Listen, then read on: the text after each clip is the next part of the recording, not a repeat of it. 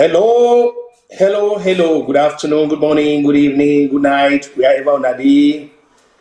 I want to start for tell everybody on behalf of the VOS family that this is not the end of year shows, especially now in a social media review at the end of year program. This today we don't come by God in power. December 19, few more days by God power, the Christmas will come. We pray God, let it see through. Let us see through the new year. We let God continue for protect me. With brothers and sisters, and we don't go home, let God also protect them, let guide them. As they with their family members, them, let them enjoy the holiday and come back for coming to with everybody. Of course, I here today with distinguished attorney Mr. Salone. We can say he answer John Kennedy in call. A time like this, if I really deal with the family, because the only day this way get for the 6 days in a week. And I know say the man a lawyer, a client and the caller even in the house, and the caller will for rush go for bail somebody. This could happen. But in spite of all that, he decide for still give your contribution to Mama Salone. God bless her, let God bless the family, especially a wife. Let God continue for they support your soul. Also, it's very possible one of his colleagues, Mr. Tarawali, when I attorney, he said, will join me. But in the meantime, what he can do, he can force, he tell her do, then he asks now for, share, and then I'll come back, I'll lay out what to do. Then, him as an attorney, I bring at me, then he give the legal, aspect of this. So, Mr. Shilon, just here, do to the people there, they ask them for share, you send the numbers into them, everybody. Let them share. So to you, sir.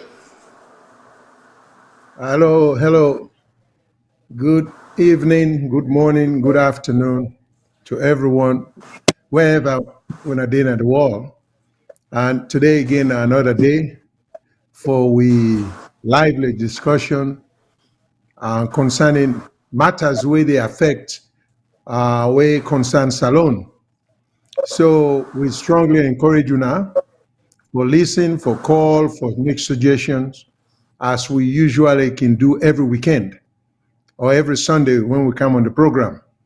And as Mr. Kutubudo indicates, today will be, I think, the last show for the year. But we hope we get a program, we'll play some old programs that we would not do before. So in case somebody want get interested in getting and tuning in on the show the next week or two. So there will still be something on board. That said, we get 2-3 things that we want to touch on this weekend. But before I mention that, make a reminder now about the phone numbers that we will normally encourage people in for call in case you want to call in. And in case you know to watch the thing from your computer or iPad, and so something other means by which you hear the program. So we normally get a toll-free number when a 1-866-944-7722. 1-866-944-7722. Then we get a United Kingdom number when a +44 203 239 9581. Plus the sign plus 44 203 239 9581. Then we'll get the Australian number when a +61 280 064 352. +61 280 064 352. We also get a WhatsApp line. We enable people for call from various parts of the world. Also, we're going to make them call easier. Then a 1-343-997-5828.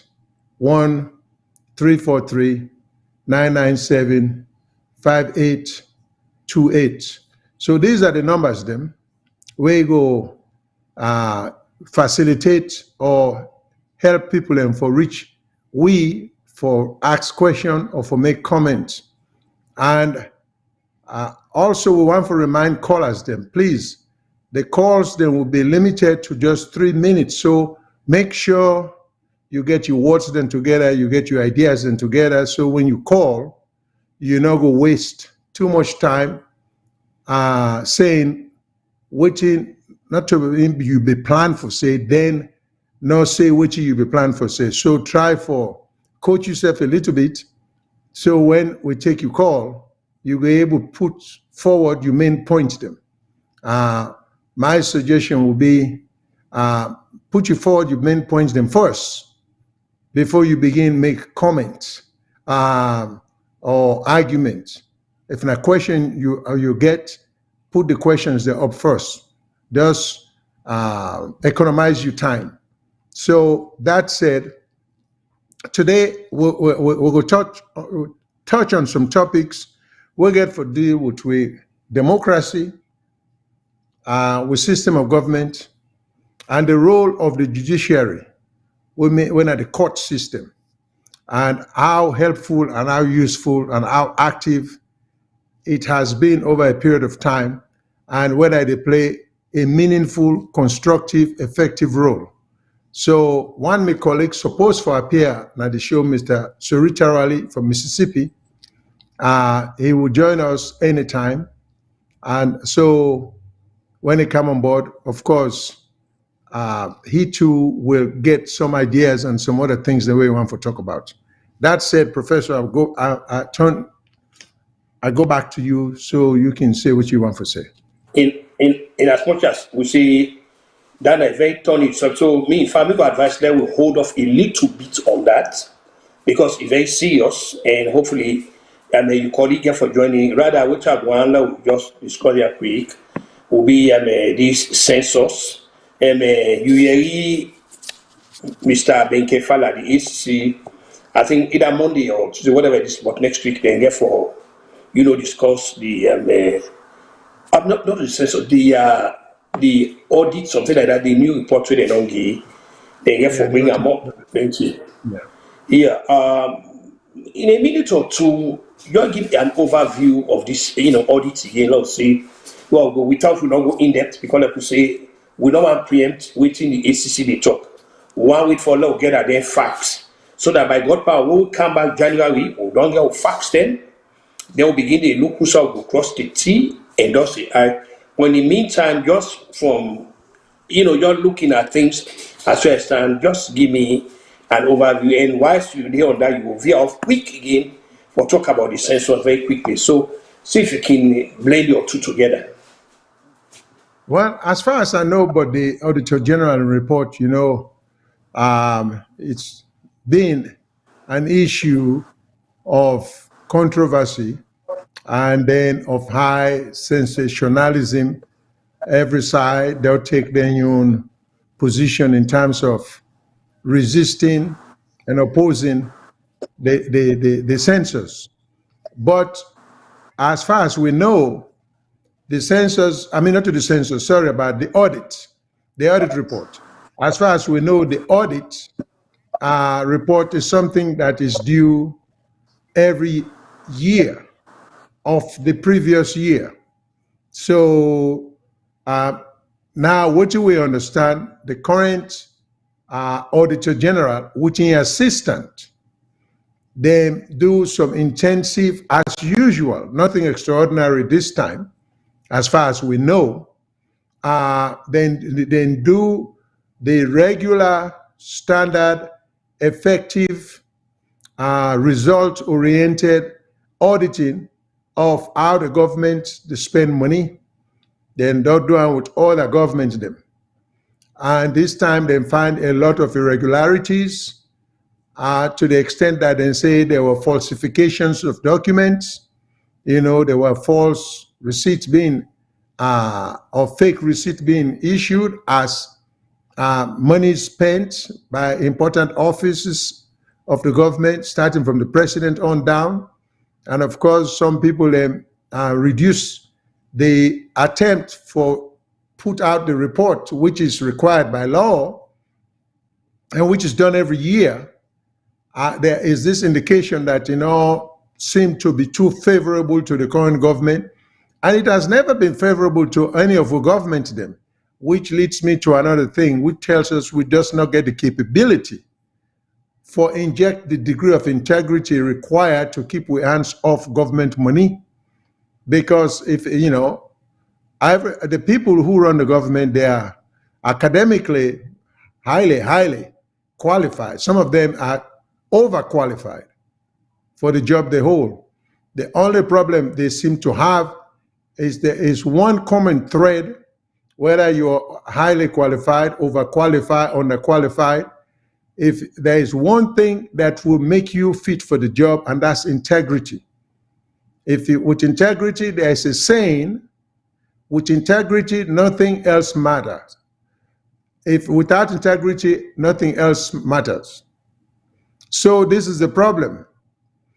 Integrity on most of the governments that we've had so far, going as far back as Saka Stevenson time, that quality there in the people who want to run the affairs of the state has been very, very much absent, And so when they're entrusted with large amount of money, the government new money, plus monies that come in, what they call grants, where the European Union, the World Bank, they're all the give it. And then they give it significant amount of money. They don't give it 2-3 million.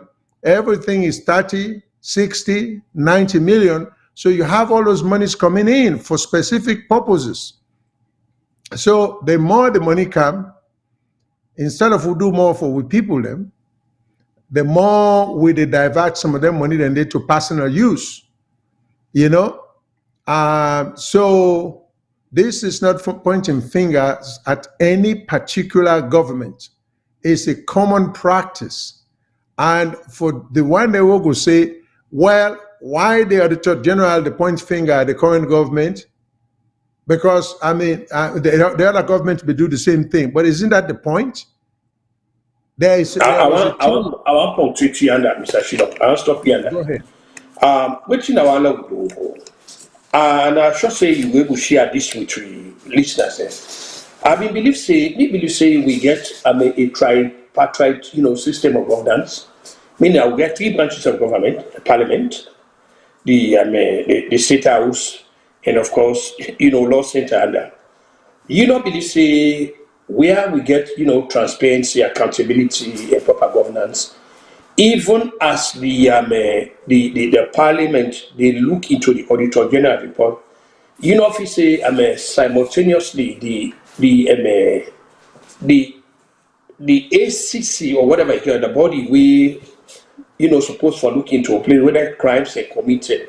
If you say this is simultaneously also for the look into the thing, because the job of Parliament, they don't get any prosecutorial powers, and they can look at what happened, and then they make referrals. You just know that, for example, we'll be getting the Watergate saga, we'll get this impeachments that will not take place for president the committees them now, the Parliament, but specifically the Senate. Then they carry on their investigations then. Where they see infractions of principles, then they make criminal referral. But me believe and I should say I'll give you support on this, that the executive arm of government, when they own job that, also the ACC, they also for look at this. Where in fact we don't mind that they need to get experts them also the work under people they way they get knowledge in finance. People they will get knowledge in this, people they don't get knowledge in that, they get investigators. So even as the Parliament they look into that, if you say themselves forget some kind of a system or people them experts with it, so simultaneously they go and where they see infractions of principle, we border on criminality, so and then go institute legal measures. How you do that, sir? Well, this is the problem. A lot of times what we can, and I want the people to understand, say, this program is not geared towards criticizing, because we also to suggest solutions, and we also to put things in perspective. If we condemn or criticize the act of the current government, we want for just oppose that to the previous government and see the similarities or differences, if any. Because people need to understand that until we get it right, now the ordinary people will suffer. The one way they control, where they run the country, under this government, under the previous government, they will always do well when they come out of power. Because they're in control of the money. So people then begin to stop for see things on a tribalistic basis, on a sectionalistic basis, then just get to look at it in terms of strictly good governance. And there is no good governance without honesty or without integrity, you know? So this is not the point now. So going back to the question where you posed, Mr. Kutubu, of course, Parliament not get prosecutorial power. They can only refer where they find activities of criminality. They can refer to the prosecutor's office for prosecute a crime. The problem we Sierra Leone get, first of all, the Attorney General's office is, as far as I know, is a cabinet office, and which is a misnomer because the Attorney General's office for be such that it gets some degree of independence. Then we'll get the director of the DPP. I think they get director of public prosecution. The office will still exist in Sierra Leone. Then you get the ACC, the Anti-Corruption Commission office. So all the offices here, there is plenty of manpower for be able to prosecute. I think the limitation we then get, the ideas are on the books, but the mechanism which now staffing and funding no exists, because once upon a time we talked to Mr. Kelfala, the current ACC commissioner. He says he's given limited budget, he's never given what he's asking for. And the budget, now they enable him forget the number of investigators that he wants, and so on and so forth, staffing, secretary, then thing in there. So we too, the system itself is undermining the efficiency and the effectiveness of the investigatory power that whether the Attorney General or Director of Public Prosecution or the ACC get. Because if you not give them enough money, it's just like you want to send somebody to go bowl, for example. You get money for buy 3 gallon petrol. Well, how is he supposed to get there?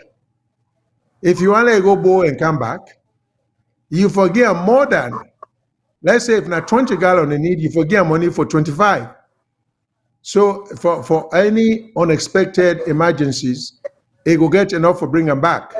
So sometimes running the government is a matter of common sense, okay? And it's a matter of sincerity if they mean well. But you don't tell the ACC for investigate certain things, for be on top of stuff, then you turn around and they'll give them insufficient funding and expect them to do a superb job. And the other thing when me think say they're not doing Australia. Now this continuing training. If you have become the ACC commissioner, that doesn't mean you get all the skills, you get all the prosecutorial skills, or you get all the skills of managing a prosecutorial team. You can be the ACC commissioner and not even be a trial lawyer, but you get to put on your team effective, smart, knowledgeable people who will prosecute your case, and the case that we're going to bring. Well, first of all, before I get to prosecution, we're going to be very selective with the cases that we want to bring to trial. So you, the boss man, not necessarily get to be the one in charge. It's just like, we'll get district attorneys, we'll get the U.S. Attorney General, Attorney General Garland, probably will not ever see in a court. But it gets staff who could prosecute any case of any nature. So that's the same thing we for the do back home. Hire good people, smart people. Every law school's class get very good people who will graduate, who will come out, we will be competent, who will understudy the people who they meet.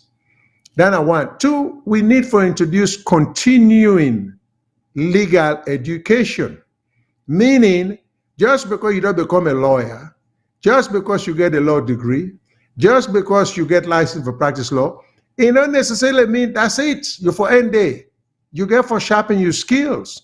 And your skills mean, sharpening your skills mean you get for, if not for trial cases, you get trial skills. Trial skills involve a lot. I don't know about Sierra Leone, but if now you there, you aren't going to court, you better know very good rules of evidence. Otherwise, they will eat you alive in court. You go watch a case in Sierra Leone and go trial, very few objections are raised in the middle of a trial. You get solid evidentiary foundation for every question you ask, with a few exceptions, like what we call a leading question, for example. There are some degree of tolerance in a leading question in court, but it's generally objectionable. A leading question could be when I say to you, if you're a witness, because leading question, I only waiting to you on witness. So if you're a witness, then I begin to ask you a question where you don't understand. Well, you don't know, say anybody be there, the oath not to show. When you become, you not be candidate for commit crime, not to show, that's leading. I give you the answer by the way I frame the question. It's not allowed at all. But what may be allowed in the courts of law in terms of leading could be something like, I can ask you, your name, Brian McBow, not so. That's acceptable, because it's obvious that's your name. I can ask you in the proper form, what is your name? But the court will also allow you, if I say your name is Brian McBow, is that right? Or isn't that right? So we'll get limitation. But all the skills then you forget them when you want to try a case effectively. The judge also gets some skills in knowing, but the judge depends heavily on the lawyers then. So we now know how things are going in the country in terms of upping the skills, other than people are lawyers. But you can't bring charges against people if you not get a solid team of prosecutors. And a solid team of prosecutors means also they have to be paid competitive salary. Salary will make them live as a lawyer, not to just put food on the table. Because in this life that we live, there are certain lifestyle that you are entitled to because of the profession to which you belong. So you don't want to see your lawyer, they ride Okada. Thank you. Mr. Sheila, I don't need for interrupt you. Right. I don't need for interrupt you. Your distinguished colleague don't come, or one welcome ma'am. And then what we will do now, we will go to the act of the cases then. Ladies and gentlemen, I want to welcome my distinguished attorney, former judge, Mr. Tarawali. We in Mississippi, we're glad he don't come. Now the show, so today go to, instead we have to a lot of lights on this. In fact, as a matter of fact, Mr. Tarawali, what I do now, I go to, which now go to for me with main topics then, and then they really get for them within the realms of the law. Two things to happen there, and the way when the, but more if I look at say the Bar Association as a whole, then with a lens at the Office of Attorney General, because we get some very disturbing audio, we don't come out, and then we angle for go inside the first day of the trial of Samuel Kamara, where the prosecutors and go to court, and then just then tell somebody will not appear as a defense and they say, no, you need for be a witness. Maybe you say, when be a lawyer, say, when go help you understand this, that assuming you get a case you been here for prosecute, I believe say in your mind, if you don't get who that then get for be you lawyers, who that get for be the prosecuting witnesses in advance, you don't send call them, you don't, they don't talk, and where somebody refuse say no go, I believe say una na law now, una go to na call writ of mandamus, una can take una go na court for ask the judge them for compare a witness for come where it will be mostly a hostile witness, something like that. So with this really narrative where I don't give, I want them to look into all this because this now really now the case now this will get that actually the law how it operates under the bar association, the office of attorney general, and share on the face of which happen and waiting happen at the main Kefala saga. So I want to start with Attorney Tarawali, let him lead in this, and then Mr. Shilon will come and see how I go piggyback him again. So to you, Mr. Tarawali. Good afternoon, colleagues. Thank you very much, Uncle. And my learned senior brother, Mr. Shilon, thank you all for getting me back here. Because you all know say I can try for as it is. Some people are not lekam, some go lekam. This without any bias on ideals. If I judge in that courtroom before we shame the prosecutor for even real objection, I will tell and say, if you want to take you seriously, not try to make nonsense now. How you go get case? You don't do all you need. Huh? You do all your preparation. You don't present the case to your own body, whether it's a grand jury or whatever. Where in the it requires you to outline the evidence we use. And outlining the evidence means you know who is going to say what and what they'll say. Then how are you going to have a case? You can't accord, you don't make indictment. The parties they appear for plea. Now they tell you they can't tell the defendant in lawyer say, oh, you cannot come here because you are my lawyer. No, you are my witness. I will tell you, say, if you not, I will tell and say, if you bring laugh na bed, I will buy you from the courtroom. That's absolutely frivolous. It's motivated. You cannot stop the defendant from your lawyer of in choice. So what you want to do, because the defendant get lawyer away, you don't want to lay again, and that make it go back. Oh, now witness. The judge been get patient with them for left them, make them go through the rigmarole. But there is no way. I don't even think the objection was made, which would the talking a law is when we say in good faith. Well, I think it's also a common word. You know, make a good faith. You know, really.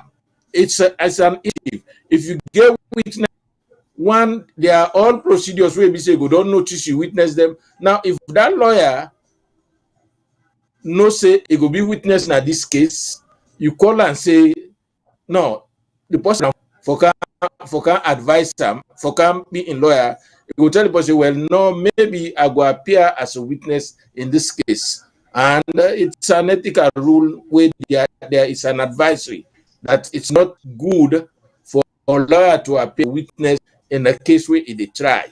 Because then that end you don't make your opinion, don't almost want to look like a factual way. Opinion is an opinion, not a fact. Now which you deduce from a set of circumstances. So really, the lawyer, the prosecutor, was in absolute bad faith to have tried that gimmick. If I was judge, I'd be for reprimand and very, very severely in a sidebar column. Say if you pull on chair, I will throw you out of the courtroom. You don't do that. How can you? You could have even. There are many ways where maybe if you call the witness no one come, then you can send a subpoena. Okay, they make a subpoena. You know, now court go get of mandamus that compel them for camp. But you just wait when the lawyer they can line up. They say he say, oh no, that go probably be my witness. Now this case, you know, that was in complete bad faith, and the judge was right in rule. You know, only wish the judge before punish and that will make the bar discipline as Salone. Let them stop doing this bullshit when they go practice.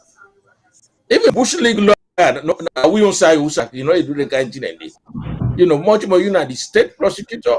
If they go do that kind of thing, and they believe me, you go make you don't go the car again, bring me motions if I look you because I don't say you know better.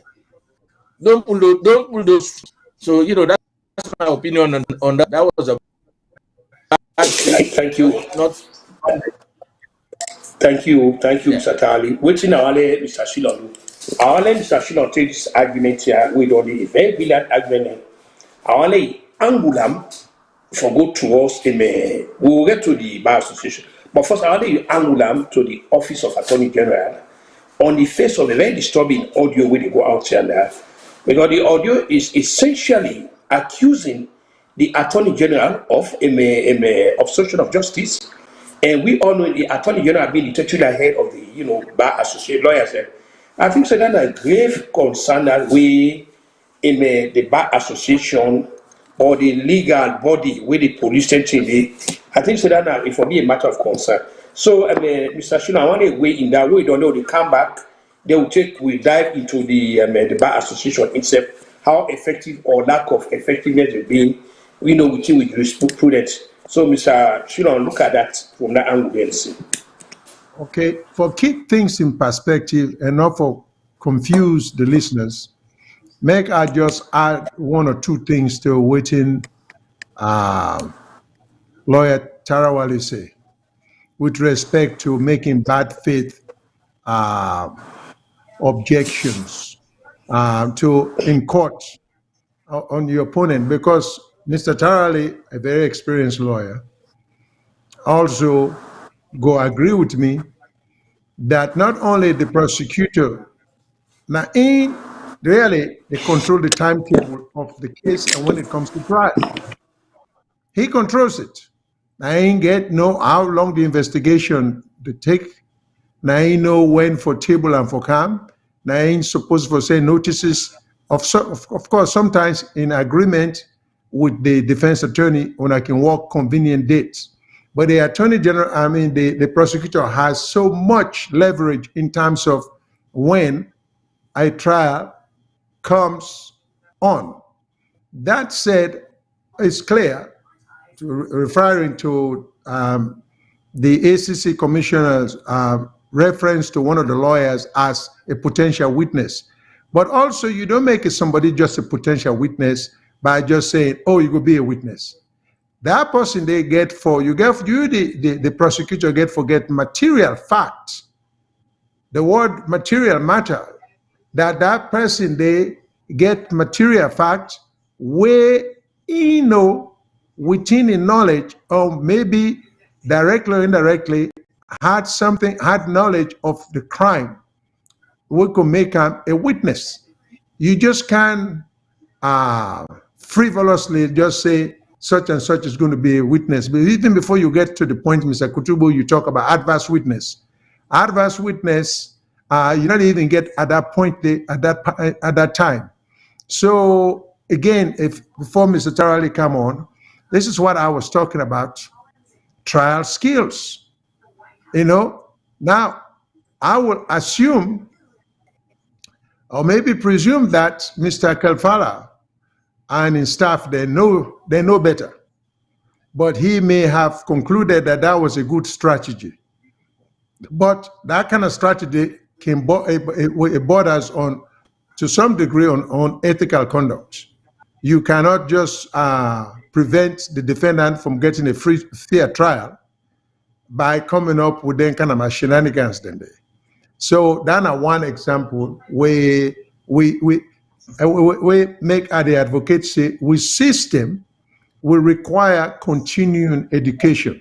And continuing education means, legal education means for sharpening your skills in whatever specialty you don't choose. If you want to be a domestic lawyer, be as good as you can. But we are not going to be sharp lawyers in Sierra Leone, where once you don't get a law license, that's it. You don't need to learn any more law. You don't need to learn any more book. And when I'm not interested in improving the system, when I just don't want any great ideas.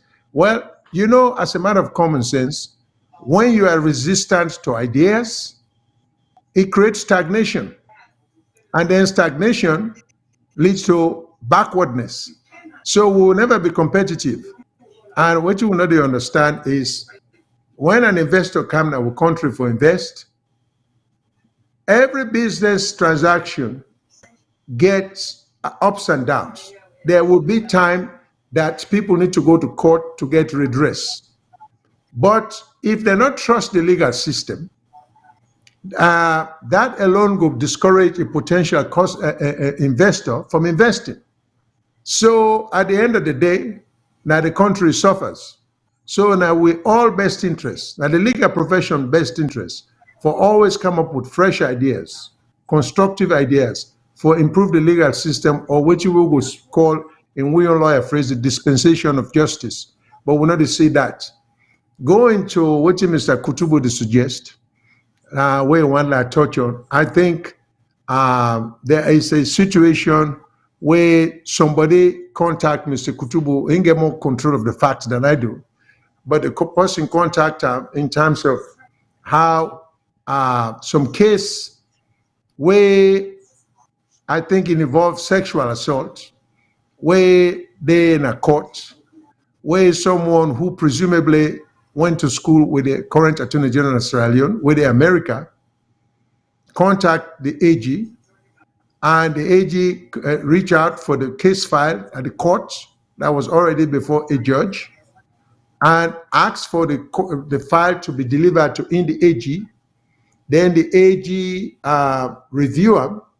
Then he send them back and just tell the judge to sit on it.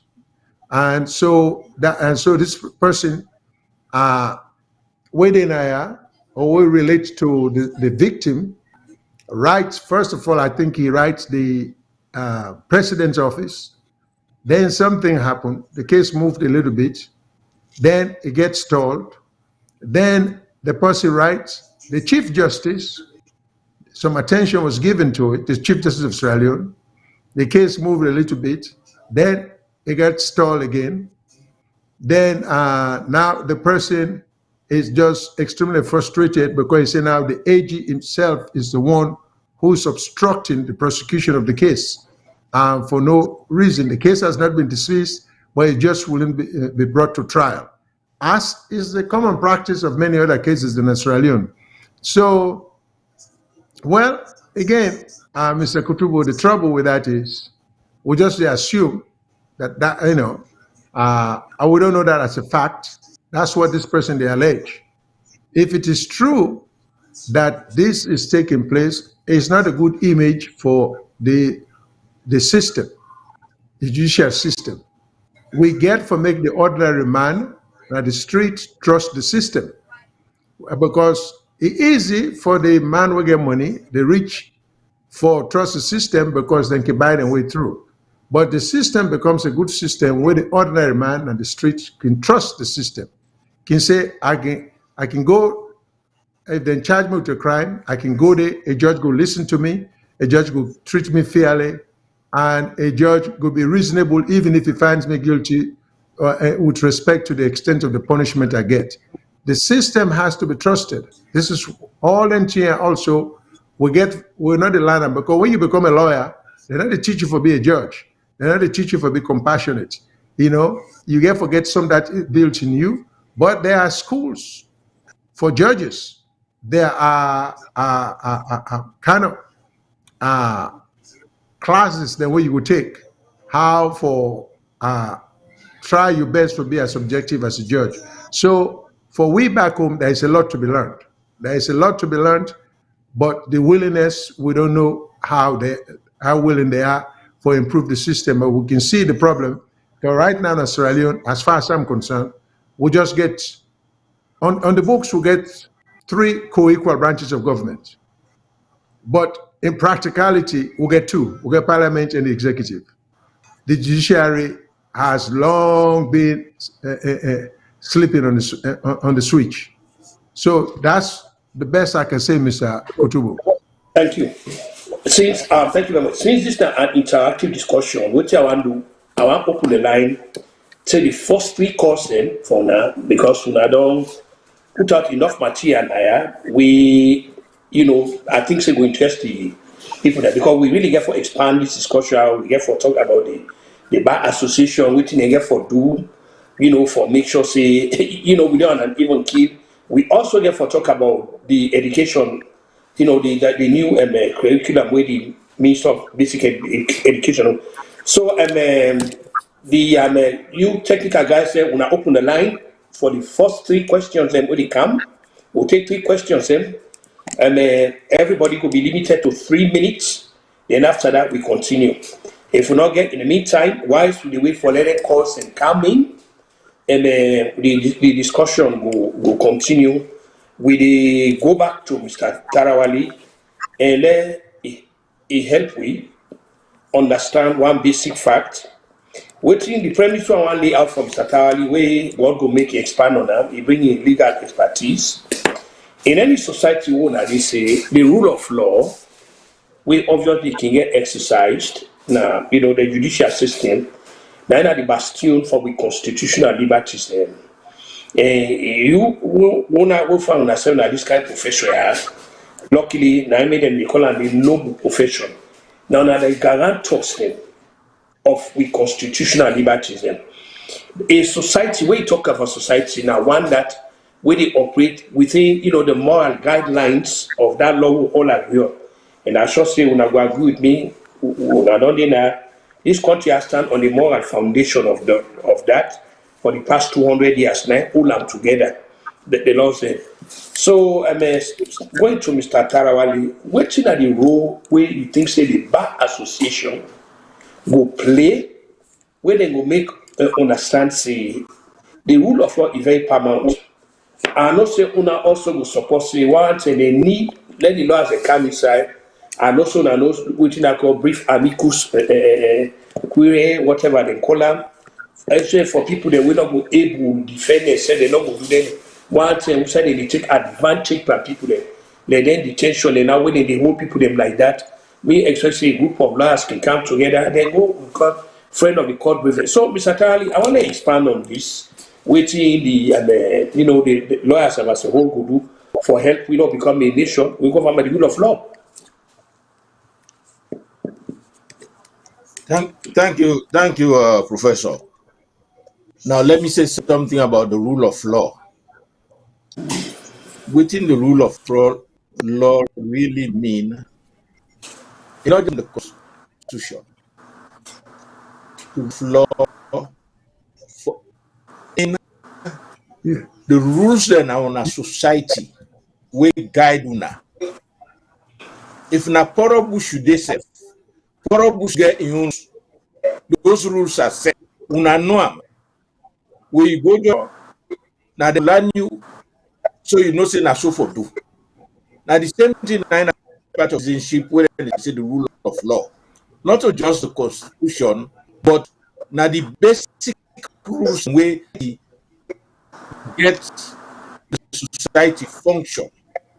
Well, when you get a society, try forget rules of law, society not go able to exist because one, it's unpredictable. Nobody don't know what will happen.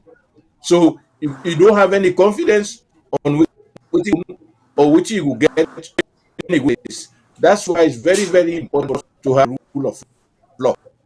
I mean to pay obeisance to the rule of law.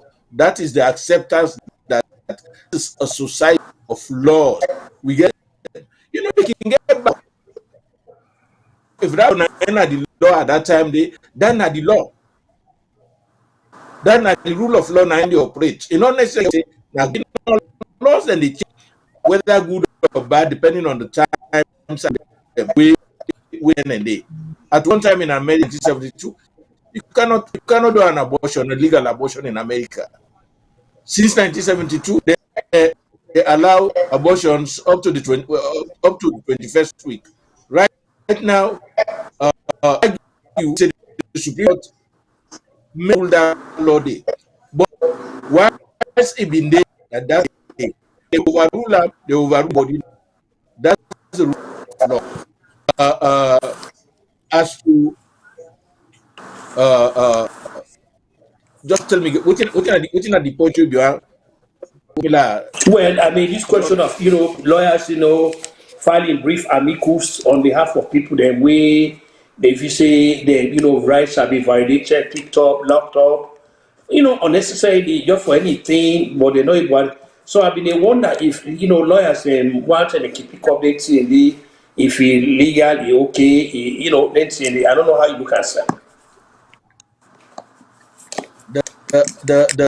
The situation is a systemic breakdown of the law, and the people then wait for defend the law more. They are in the forefront of the assault on legal principle, rule of law. Let me tell you, a good system gets indefinite mechanism in settling issues. Problems need to be resolved quickly. The longer they take, the more harm they cause, and the more paralysis it can cause naturally. When you don't exercise, you say, then the old case for 11 years, the other friend would tell me, say, a pure simple land boundary dispute, it only 10 years. Okay, and before them bring a legal service way, handsy lady, people let it sit down na pre-trial detention where they can go before the matter. Because well, that's a bad thing that they use jail as a mechanism for punish. You get somebody who has not been proven guilty yet. It come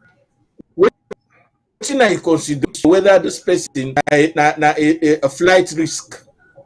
If the person is not a flight risk, don't keep him in jail. Left and lay day out. They will continue in society. They do contribute in what they call. When he come, then try him.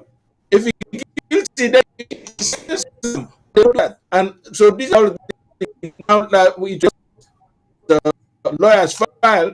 Yeah, any big case or any case really, but mostly any big case, we get wide implication at the country. Like they tell them in where some manner care go na Supreme Court. That maybe they did. Let me not say that. You would have had briefs from every bar of the country. But don't have that. Do that. Why is it good to have that? Even different views them, because you get 10 million lawyers. You ask them one question, they will give you 10 different answers. So if you get chance for the hearing, watching everybody they say, you go judge. It will be much better in deciding a case. But they don't allow that, and the system needs a complete overhaul. My colleague here, my senior colleague, have been talking about the lack of CLEs. Go and continue legal education. I've been talk to an accountant. I get one my accountant party when a CPA medical, but it didn't a Salone. Now he get for renewing license for next year, so he have study exactly. That is the for let go sit down for let go get license next year. They have that in serious. See, you don't do you degree, so they give you paper at the bank. Now that done. If now they get people there where they didn't at the place, they are not abreast of the times. You got to have them abreast of the times, lawyers as well as those and any professional, even nurses. There are advancements in the profession that you got to do. Now that we can tell them. Not Salone. Now that they never believe. But number one for you. Now that they make. Now that they for let we join them, because some of we train outside. We in an environment where we have to continually improve. They depend on, and not they depend on me degree again 1985, and I take a law degree on just that, because the computer age don't come. All the teacher all the council are not been learning at school, but the salon I know they do them. I had a lawyer for them. I wouldn't name her. I wouldn't. She, me, small sister being Jamaica. So the lady wrote a motion to the judge, and in case where it's cited now an English case 1864, somewhere around that, probably in 2016 on, but already a old case. You mean 65 and anything else? How can you say what be applied 1865 now still apply now? Do you have any new precedent for the affirmative law? No. Well, probably they will be studied. If you not go to school, that have been the premier case. Now it don't make. So yes, the legal profession has a whole lot to do, and it will be a good fireworks to get really a of the profession and the judiciary rest to system in the work today. But it's a complete travesty. I can't continue which are the units from the assignment now, even as I can't wait for say which are like discuss. I want to talk about I will eventually come to ask now for now talk about the importance of the Magna Carta, how that play within the bloodstream of laws. But in the meantime, Mr. Shilon, I want to let you express some opinion about. I mean, there's something in law where they call justice delayed and justice denied. I should say you and the distinguished attorney and will go support me on that notion. Say, where delay justice don't deny. Now, what I want to let you happen this inordinate delay in handing down judgments. For example, myself don't set me only the chamber when they deal with lawyer and judge them. Where cases and don't before them forever. These cases are not judgment are not being handed 5 years. In fact, not be a case when only 15 years a judge not give any judgment on this. You guys being lawyers, luckily now they are with distinguished attorney and he said, "Don't sit down on the bench." As a judge, how would I look into this? What are the remedial, measures that we recommend when they kind of a thing in there?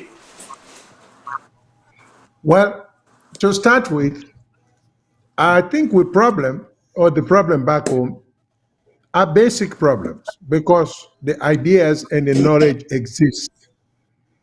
The trouble is the willingness. This is why every time I talk, I try for my best for maintain a balance, let people understand. Then when we talk about government and governance, you see, in Australia, we too focus on the politicians, them alone, particularly people in the office of the president or the cabinet. But so na day we attention day, I would forget say, I like Motuka, if you left your headlight on all the time, yeah, now people can go see. But I guarantee you, if you light the inside your Motuka, you not turn them off, you left them for hours, they go kill the battery. So we get a lot of things where we not pay attention to, where they kill the battery. And that is, you see, the law, now part of, now I use the motorcar analogy. Motorcar, you get transmission, you get engine, you get wheels, you get tires, you get a whole lot of, you get alternator. All these things get for work in unison or together for let a motorcar run. So when you think, say, you get a nice engine at the motorcar, because it is start, and you expect the motorcar to run, it might move, but it not going to run smoothly because the transmission, or maybe just bad tires, they make the car not run right. government, the way they kind of government, I mean, argument is, they just don't know. It's heavy lifting. It involves so many components. Because one part being in the way the other part. So for me, the first thing I think, the first sign we need to look for of a good president or a good government. Now, government where they come, for use the word corruption is meaningless. Now, government where they come and talk specifically about justice. Because when you talk about justice, then it covers corruption. And justice wide, So when you begin to talk to people, then you begin, if you're a president, you first of all, the bar association is so important. You for address them, you for tell them what you want, you for tell them what you expect of them, you for tell them how important they are, you for remind them because they ought to know, and you for tell them why you need cooperation. Then you go to the judiciary, where involves the magistrate, the judges, and part of the staff and everything, and tell them that your own government will be different. That you want the ordinary man on street for enjoy justice. There are a lot of things with the way we system. We even get back home. You get societies or organizations where their specialty, now for cook cases behind people's back. They know the guys. They know who I'm talking about. When they get case, they meet now the organization. Everybody in a member, judge in a member, prosecutor in a member, this and that. Now for kill the case. That a good president can for say that can for stop. So there are many things with the way the system down. So if we only focus on how much money the president spend, we're not entitled to, that will never solve a problem. And there are examples in Africa. We're not going to go too far, because once upon a time we were struggling for examples in Africa. But now there are plenty of examples. If we begin pay attention to Rwanda, how well they run a country, and how efficient it is, the entire system. We can send people and they for go study or for kind of a country. Zambia, the new government that was in opposition. I recommend when I listen to the speeches and some of the policy implementation there to the current Zambian government. You will be very impressed. So when we can express this pessimism, or this giving up, Salone not go change. Yes, it will change. Because the other African countries that would do well, they were just as bad. The leadership matters, because you get to be a very unselfish person, So, what do you want for see in Australia? Now, bright young lawyers then for do two things. First of all, you get to keep the judiciary working. We get the Supreme Court that they go one whole year, they don't get any challenge, case who will challenge them.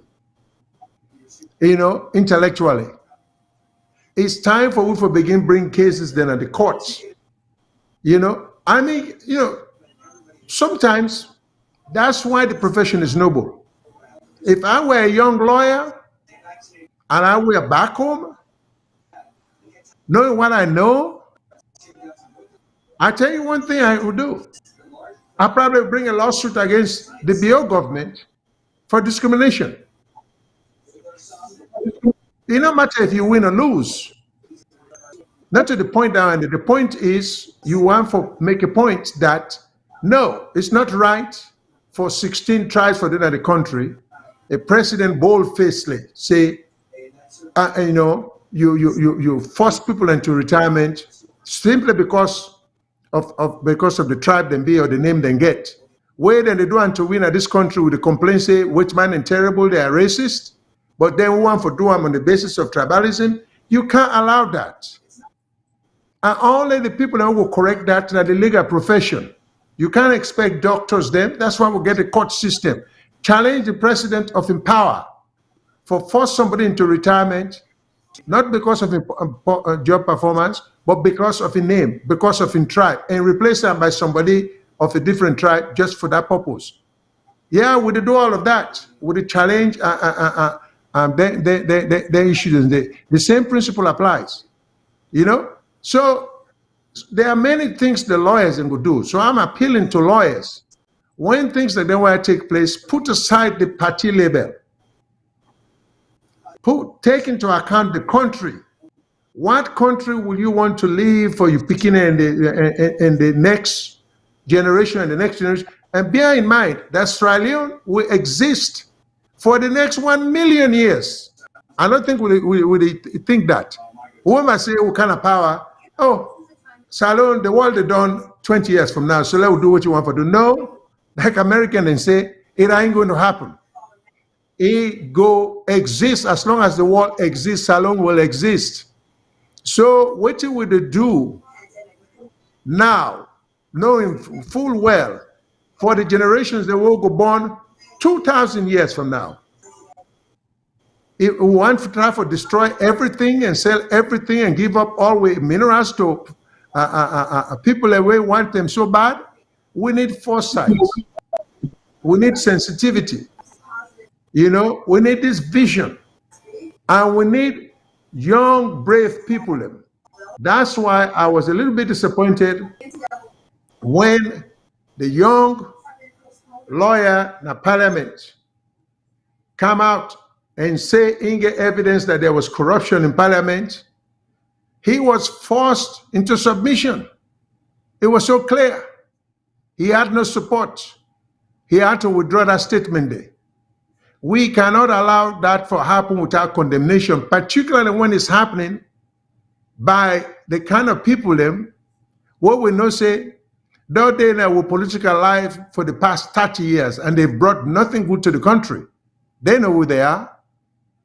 You know, how many of the people go look and say they serve that country, they render distinguished service in politics to the country. Everybody come, then get, or they want a piece of the pie, then go. And you know when you take a piece of the pie, at some point, the pie go down. Then when we broke, then we become dependent on the Western nation. And then we keep accusing them people here for say, oh, they're this, they're that. Well, why shouldn't they look out for themselves? What we have not to look out for ourselves. So in the context of all of this, the judiciary gets a major role now. Now, let me address one thing, and Mr. Tarawali go even, I'm sure he will get your view. A constitutional democracy, the lawyers then get for begin for understand Australia. Not to just the standard practical common law practice we then beget. There's a thing called constitution. The constitution is the supreme law of the land. Not even parliament get the power for draw laws where violate any section of the constitution. Nobody has that power. But the sad part of Australia today, the people, everybody they interpret constitution. The body where for interpret the constitution is absent. Now we get, for instance, this confusion between the Auditor General and the government. No challenge has been brought before the courts. Nobody is raising it, but everybody get their own opinion. I hear lawyers and they say, well, this get the right, the Auditor General not get the right for do this. But isn't that why we have the courts? For interpret the law? And even where the law doesn't even specifically address an issue, the judges, if they care anything about the country, can come up with an intellectual interpretation of what the law is for suits the current circumstance. So these are some of the things. So the nobility of the profession, you know, it used to be just, you know, now it's just a cliche, you know, but there was a time when the profession was noble.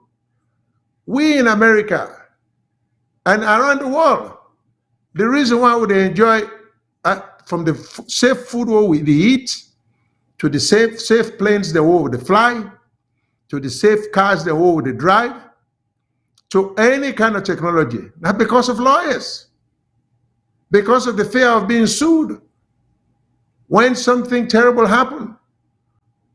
The reason why there was a time in this country not too long ago, in my own lifetime, where you get black and white bathroom, black and white thing, black man for sitting at the back of the bus. How you think it ended up?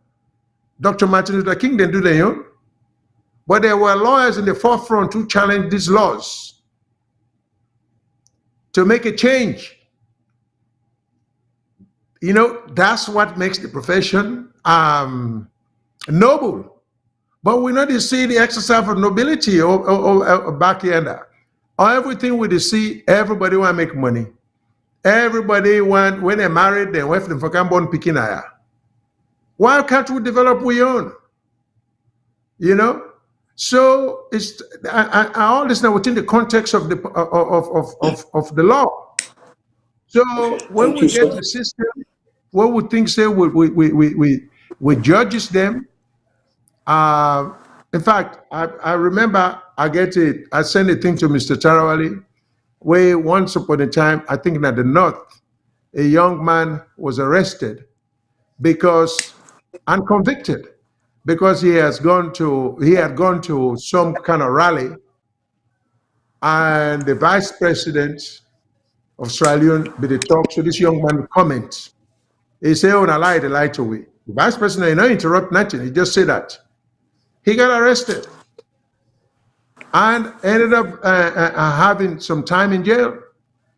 And I did say, well, a magistrate for even get a power for those send some. Anytime without this guy being represented was my concern, and not getting a lawyer for representative.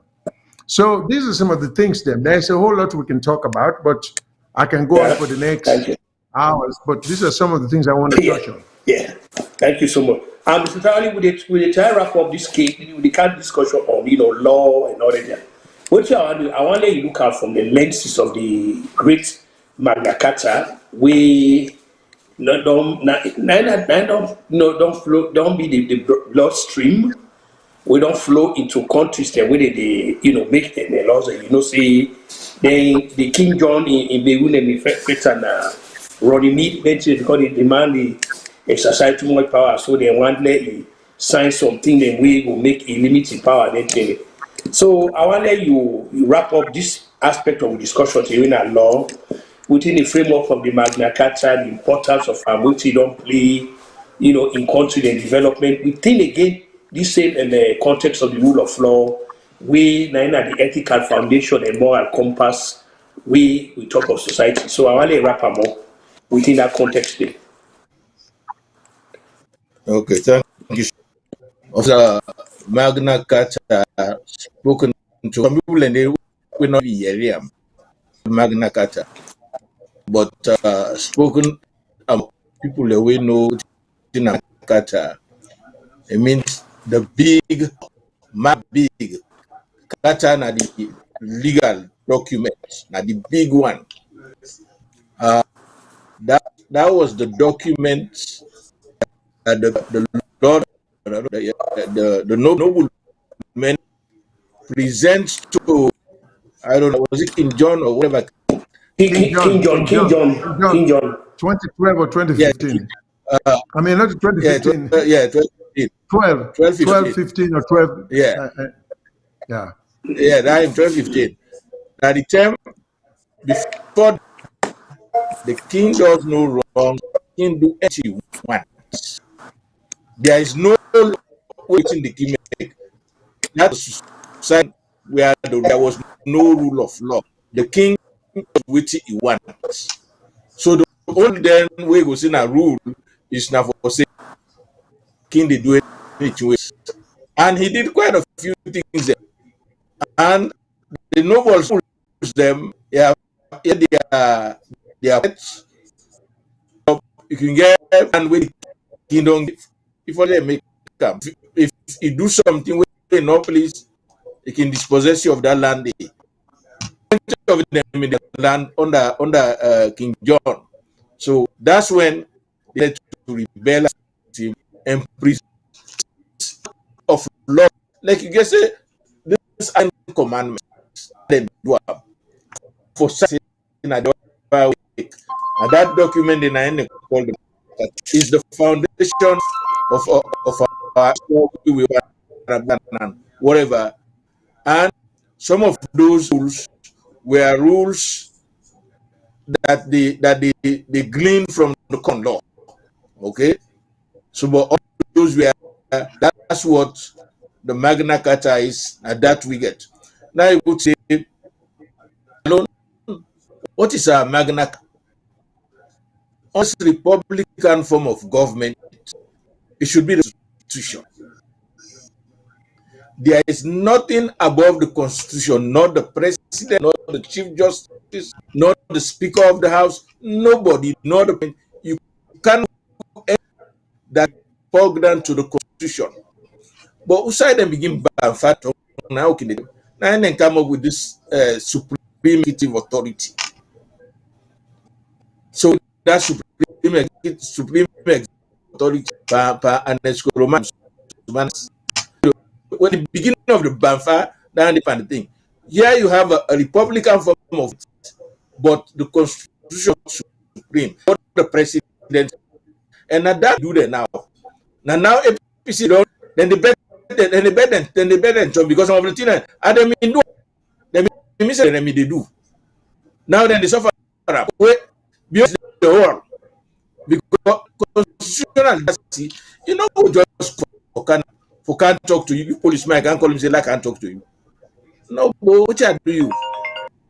I not commit crime. I not commit crime. I not for and see me you get to do. They can't me. Well, you invite me before go. Well, I know they go. Now, first, if you want to arrest me, but that's because our Magna Carta of our criminal history, which is the Constitution of Sierra Leone, 9 and Banfa. And every time now, then they do these wrong things here. Just delayed, then Banfa Constitution. Out of the people think say they are a perfect constitution. So they can complain about 1991, like say, oh, now 1991 are the problem. No, 91 are the problem. Yes, there are problems in 91 that could be amended and straightened up. The US Constitution, when they make up, they adopt in I think they are holding get now. When they adopt, and since then, now I think about 37 amendments. And for change, they then get right and not make right. For good, you don't rewrite a constitution really. When once you get a basic framework, now then they wanna go they expand, they work on. Not these people for farm and get now that make it this government, parliament make the laws. The executive puts the laws them because now you get policy. Now out of in policy, I didn't can take for make law. Now you have a judiciary that is starting here to tell you now when una wrong or una not wrong. They don't even have the power to enforce. Judiciary not get police apart from the security place. So they don't have to enforce when judiciary proves is enforced by the executive. So our Magna where you talk that's which is being defiled. Our lawyer have known better. But the other problem is, well, shouldn't be not as like we are in school with the land which is not get constitution. You know, then unwritten rules and precedents and convention. I know the constitution. But those are about we then get the document. Each of that can tell you. Each of that document has been challenged, analyzed. Judges would pronounce us, and that's what people live on. I think we get a call on the line. Yeah, Mr. Tarawali, I think we'll get a call on the line. Okay, we don't have lawyers who test cases. That's what I wanted to. Thank you. Thank you, sir. That's if we get a call, then hopefully it will be this law. Then we'll caller, who's the call from? What's your name, please? Hello? We get a caller on the line? Okay. Mr. Shilon, finally end this talk here with in the next 2-3 minutes. I want you help me with this the importance of habeas corpus. All this within the context of human rights, constitutional liberties, and all that. In the next 2-3 minutes before we jump on education business, help me all understand the importance of habeas corpus. Well, I mean, the situation, I mean, talking about habeas corpus, that, that is just getting too much would condense too much into a situation. A lot of times, because I hear you even talk about amicus curiae, dentin, and they for file, like my colleague just say, like when you get important cases, such as the Samsumana case, that's when you get the amicus president there for the fly from every direction. Not to any kind of case, just, so the same situation, we not even they deal with the basic stuff at this point. So all the remedies and the way you suggest, Professor Kutubu, they may not even be necessary if we just get an active bar where they take into account the rights of people, like Mr. Tarawali just said. There are a lot of things where we really take seriously. For example, where you talk, okay, there is a new dimension, like what you did talk, where you see the basic thing when they teach in a school, then say, oh, there are three arms of government: the legislature, when a parliament, the judiciary, when the court system, and the executive headed by the president. That's true. Then they tell you the functions. Then say, well, parliament makes laws, and the judiciary interpret the law. But we were studying in America, we also know say, parliament primarily now the responsibility to make laws, but they not get the sole authority for make laws. And here is how. When the Supreme Court decides a case, it becomes law. The Supreme Court makes laws, or the courts make laws. When the executive branch issue an order, executive order, that is law that everybody has to comply with. Like when the president be declare that emergency, that becomes law. Everybody was bound to comply. So not a parliament nobody make law. We need to understand that. Now that's why when you want to deal with this whole thing about judicial practices, we deal with the issue, we forget the basic understanding. Otherwise we will keep spinning with wheels over and over and over. So Mr. Tarawali gave an example of a young lady who cited a case that was 200 and in fact, a lot of the citation, what we know of, what people in the site back home, we call them textbook law.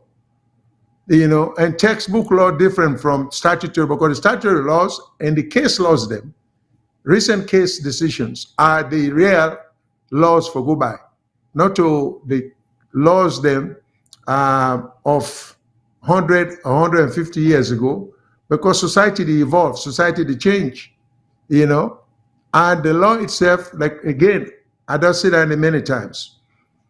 The 1991 Constitution, what the complaint about, as poorly drawn as it was, it is what it is. That's what we have. So we not get for, like Mr. Tarawali said, for rewrite.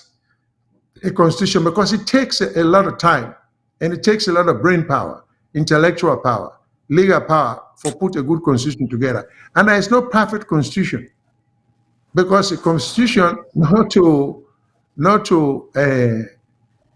a science with some formula or mathematical formula. We know say in math 2 + 2 is 4. We know the law of gravity. If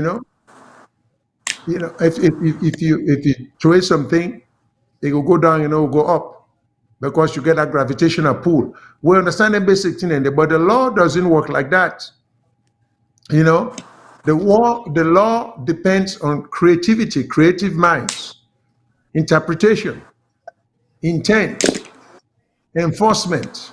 There are a lot of components of the law that makes it the law. Like Mr. Tarawali say, the courts can interpret, but they don't get enforcement power. The police want a part of the executive and they get the power for enforce. So the executive get to work with the judiciary. So now when you pull all in here together, you get an efficient running of a system. So we try to let people understand that if you care about the country, you cannot make laws where only convenient or serve some purpose where the goal where benefit you or the segment to which you belong or the neighborhood or a tribe. It is counterproductive. It will never work unless you get a guarantee from God, say, then people know you get in mind will always get the advantage. Because what will happen when they lost all that power, you don't give them, undeserved power, the other people go use them against them. So the best thing for doing is forget leaders them, we get foresight. Number one, you're not going to forget foresight, you just get to understand the purpose of your presence in parliament. You just get to understand the purpose of you being a judge. You just get to understand the purpose of you being called Attorney General. I mean, there are certain purposes and you can make a long-lasting change in people's lives. But you get to understand the nature of your office. But if we're not understanding basic things, we will cry the blues all we want. We'll talk about corruption. We are not going to get anywhere because we don't understand. First of all, we don't understand the cause, and we still don't understand the effect. So if the effect we don't understand how to treat them, the cause we don't understand how to stop them. How do we expect progress? So you look at the big fish, you say, oh, the president corrupt, this corrupt. Yeah, that's true. But it's not going to stop. When you kick one out, the other guy come in, there are no mechanism in place for stop that. Now I make a suggestion we need for begin look at other countries, Botswana, Zambia, Rwanda, Ghana. You get good examples now in Africa where they strive, and of course, way back, not too long ago, Indonesia, Malaysia.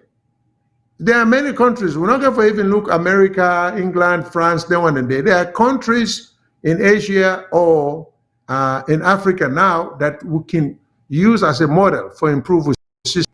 But I think every government owes it to its people that when you left, the system will be more improved than it was when you come to power. But if you are coming there and you come up with this argument, say, well, the other government be the doing. So why you criticize me? But isn't that why you kind of power? Because you be the criticize the other government, say, well, you can, we'll do what you do. So you can't justify your act where say wrong and cite the other government. But all this, the judiciary gets a lot of power. The bar association, the lawyers, then get for engage in self-discipline, and get for engage in creativity, then get for engage in challenging the system, and get for, just because Parliament passed a law, not make it legal. I mean, there are a lot of stuff there where we're going to be amazed that are illegal laws passed by Parliament, all the act here within the site, they can be challenged in court. Some of those acts are unconstitutional. You know, so people that talk about they cite the act of this, act of that, as if it's final. So when Mr. Tarawali talk about the supreme supremacy or the supreme authority now the Constitution. It is, no other supreme authority never exists in our country. But the lawyers, them, it seems to me, are not fully aware of the significance of a constitution. But that's the hope of a country. And I will hope maybe next time around we will play the video of the recently dead former president of South Africa, de Klerk. I get that video to let you listen to the only thing is in the last video that one day, but for South Africa for survive, people then get for make the constitution, and get for get faith in the constitution and get for make the constitution work. Everybody will no country. If we not make that work, the country not get in the future. Thank you. Yeah. Thank you so much, sir. Mr. Tarawali, we don't do legal matters, cultural matters. We can't talk about education. Now, you now get the option for level 3 for a lot of about education. Or, I mean, if you want to take the exit from we will appreciate that because with the hanging, say 5 o'clock, hopefully no later than 5:50 we'll run down. But one talk about education, we're the last thing that we'll get. So, you're welcome for stay with we. At the same time, because we really appreciate this aspect we will not discuss today. Mr. Shilon, I want to let you lead up in the education here. This way, they will send this new curriculum we don't care go. So when you explain that, Mr. Tarawali by God will do to he will expand on that. He will look up and see how that fit in within the mode of academia, how that will help improve the quality of education. So lead off with that over here. What do you therefore say about that? Okay. Now there is this new thing where the current Minister of Education, Dr. David Chenge, they propose, and it seems like that would change the educational curriculum at the country for good. And on the face of it, seems very impressive. And in fact, we all want people that will come up with great ideas. And Dr. Senge obviously get a lot of know-how, get a lot of good ideas. But what you made a caution, I'm just simply cautioning the community expert by education. But we don't see a lot of changes in Australian way not improve the system, particularly the educational system. We don't tinker with the system too much from the time when we finish high school to now. The replacement that will not take place over and over will not get any strong evidence for saying it don't improve the quality of education in Australian at all. In fact, what we've seen is that the quality of education has gone way down, not even a decline. That would be a moderate statement. It'll go way down. Because let me just give the state of affairs in Australia now. And this is the danger the country runs or faces. Once upon a time, public schools were extremely good. No matter which school you go, the curriculum was about the same, so everybody will get sound foundational education. But now we all know in Australia, the people where they get the best education in Australia, the people where their parents can afford private school, private tutoring. The trouble with that is you cannot run a country whereby, and the vast majority of students, the parents cannot afford private schools. When I say private schools, I mean schools the way the parents they pay a significant amount of money. And as a practical matter, I see it happening all the time. The children when they attend them private schools them back home, when the parents then they dish out quite a bit of money, the educational level what they get is pretty pretty competitive to world standard and a very, very high, like the old time. Whereas the beginning where does you go regular government schools them, their educational level not as high. And you can see them with the same beginning where they come out international school back in Salone in Canada, you know, then they then give them an entrance test. Let me say the beginning come and say in a 10th grade, if supposed for then again 10th grade test, they exam. In fact, the 10th grade test, they make such a good grade, then they even try for put on an 11th grade. But that is the one day where they go in a private school. The same situation where the one who go government school, when they can, if it's in a 10th grade, they then get a test for those determined in level. That one can we say in the good in good for 10th grade, it go end up something in 8th grade or 9th grade because you know as knowledgeable as the Peking will come in at the same country, you know, but in just go government school. What that will do, that the country will suffer because we will get mediocre picking them because all the good teachers them, they look for private job because they are not well paid, you know. So now the one day way just the manage and then go end up teaching them beginning day.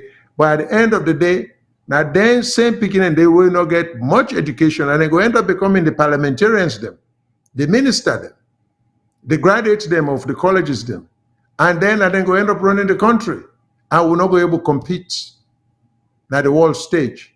So again, what would they set them policy here? Like where the honorable minister, they come up with all their ideas here. I'm just simply saying it would be good let them get input. Thinking of the idea, like me, I got an idea of building a spacecraft, but I don't know how to do them, but I get the vision, I get the idea. And in my mind, I can build a spacecraft will probably go reach heaven. But it's only in my mind. But if I want for it to happen, I will forget somebody who will get the technological skills for doing at the same thing. So the minister get idea, let he solicit or elicit the knowledge of the expert in education. Let you sound this off on them and say, this is what I think for the system Australian. I want to see if it can work. Now, even I was talking to Mr. Tarawali about that once, not too long ago. He was even suggesting a pilot program, which is a fantastic idea. If you get an idea that you think will work, instead of implement them as a policy that has not been tested, get a pilot program, implement it in some part of the country, either at the south, the north, anywhere, or Freetown, that is more cosmopolitan, and see if that formula they work in Freetown, then they go work everywhere else. So, but now for come and change the entire system, only to find out generation later, it's done more harm than good.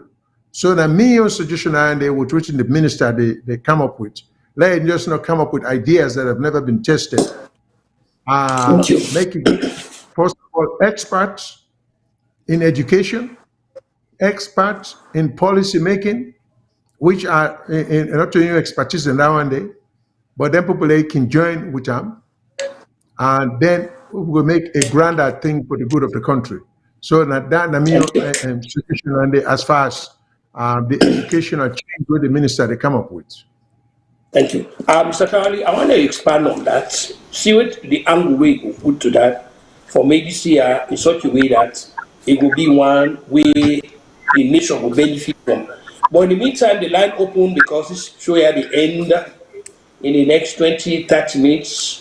This show the end no later than 5:30. So we don't push as small. So Mr. Tarawali, see what you can add to this. The angle really, yes, sir. Thank you much, Professor. Mr. Shilon, you sort of get this discussion with me a little while before keep me alert on what I've been eating, since this is not really law. We talk about them and we get a discussion within a chalkboard. So, you know, think, but let me say this. David Senge is one of the jewels in the Salone cabinet today. He is a new millennial educated person, and he deep in the IT world. So they even they think or do things then differently from how we'd been they do them. We will go school, adult school 72, adult. Every college or every profession had done 85. So since 85 wasn't, if it wasn't what you might call it, CLE, and not for no nothing but the telephone. And that makes it, even up till now, you know, I get problem dealing with the telephone, whereas people of Senge's age, who is the same age as, or then at the age group of men, they know them well. So he's very bright, very, very intelligent. But the system or the country in system, I think the item for let it will do much better. Having said that, enthusiasm born out of youthful exuberance sometimes never give you the best results. I buy within Mr. Shilon say. He want to then kind change here for bring them come well one for compile them change and not to you one grade. I'm sure and I hope that he has a diverse array of people in different disciplines for help him for create program. And when once, if that's what he has done, the next thing he would have done is to test the program by a pilot, but test the policy by a pilot program. You know, how they do them, they put policy in some selected place. We go see how can they feel. By then, where they put out the tweak them for change, things that we need for change, for expand things, for something that we be say it look fine on paper, it sound nice, but it's not practical. That and you know. So I think that would have been a good way to introduce the program. The next thing we if for in all of this thing way they do, so I see the areas the way it don't make. You have to address the curriculum. You have to address the curriculum. I hope say in a modern person, a modern man, a new technocrat, he don't see say in doing this thing, he don't increase them from 3 streams to 6 streams. But it look very greatly how the curriculum could be expanded. Sometimes maybe change the core curriculum of the body of knowledge will be say any child where they na school today, that thing they night if or no. You know, the time they will be go school, anyone who be go na open they go school for no Greek and Roman. But today, not to that then are the most important thing. So if na random one they teach you begin them, then they be end.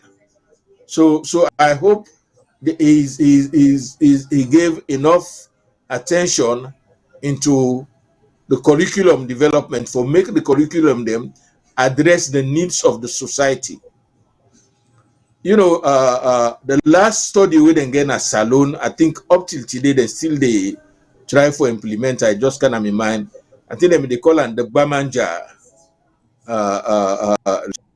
Me not even know and really na read bottom. But now the guru for educational reform na Salone way Professor Bamanja, and I don't know if he's still there, but he been writing that report there. Now I make then change the requirement in a school from the usual 5 plus 2 makes 7, would they make an 3 3 or they make an 4 2. Okay, Now that's all them. We don't make all of that in and they report them. But one again that comes to the thing. They have this Bamanja report, which is I think is an excellent written document, but was never pilot tested to see does this thing work. If it work, how it go work. And that's why you have a very good report. You know, then Sidom, then they mix the school year them, was one SS2, you know, became school, 14 year or 12 year. Now they make a let you go school only 2 year period. So and that me go say, but he's it seems like he's an innovator, a well-educated guy, and a mind into making a difference. But we need more input from other people because one report in the right book, they make sense. Thank you. That's all. Thank you, Attorney Tarawali. Thank you so much. I think we get a call on the line. Can we take some calls? Yeah, we take call. Yeah, we take calls now. As a matter of fact, now calls now we take go because we don't get everything. So hopefully one It depends on the number of calls, though. Depends on the number of calls. Well, if we're able to get 3, 4, 5, NCND, hopefully Mr. Tali will. Caller, who said they call from what's your name and what's the issue, please? Hello, viewers. This is Umaru, the call from Switzerland. Okay. Rather, the first topic was so complex that we're not going to contribute. But, hello? Yeah, go ahead.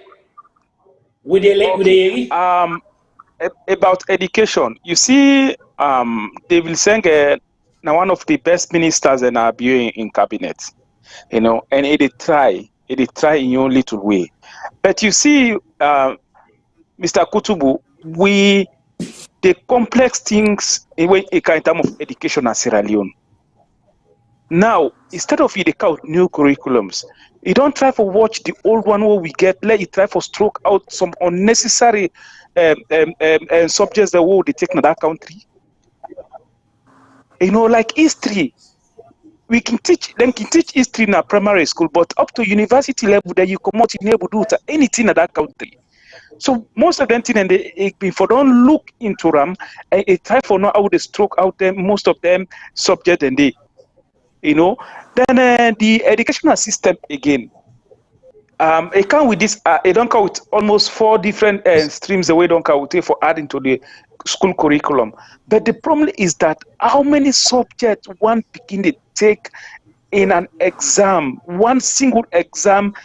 When for instance, he expected speaking for seat for studies 12 subjects, or let me say 8 subjects. He go sit all. He expect and say if I pass all. You see, this now some of the things and this way they go for check. Then they check the examination system we get at that country. Let them try at least replace it with continuous assessment test them. Then the government out something, we don't know whether it be just a political statement or so on. The apprenticeship, they go for with alternative to this formal education. What's not alternative apprenticeship system for that country? Picking them for left at the younger stage, send them at the field, send them to various companies, let them test the job, then know how the job look like, and then start to make decision. So then we get at early age we get carpenters, at early age we get masoners, at early age we get mechanics. Now this them before don't try for first the apprenticeship system. Let them try for stretching it out.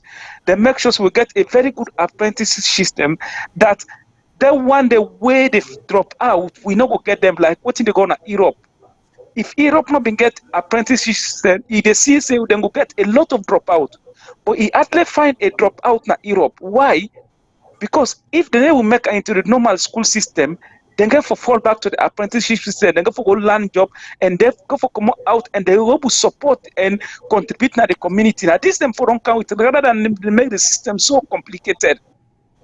You know, and you know they expect say na machine brain picking and get. You expect say you go study 12 subjects or 8 subjects. You go sit all in 1 year. You expect it to pass all. Even Europe, they need to do that. They get continuous assessment test and they concentrate on English and French, English and Italian, English and German, and the other ones we want one, then go to them called high school. Now where if you did that side and they go to concentrate on that thing and they, but then they make everything complex. Like say they don't want to travel, like say they don't ever live abroad. Yet they don't do that. They see the system where they gone. Thank you very much. Mr. Tarawali, give small, you know, a rebuttal to that. We will be back by Mr. Shilon. Any more call? Yeah, Professor. Yeah.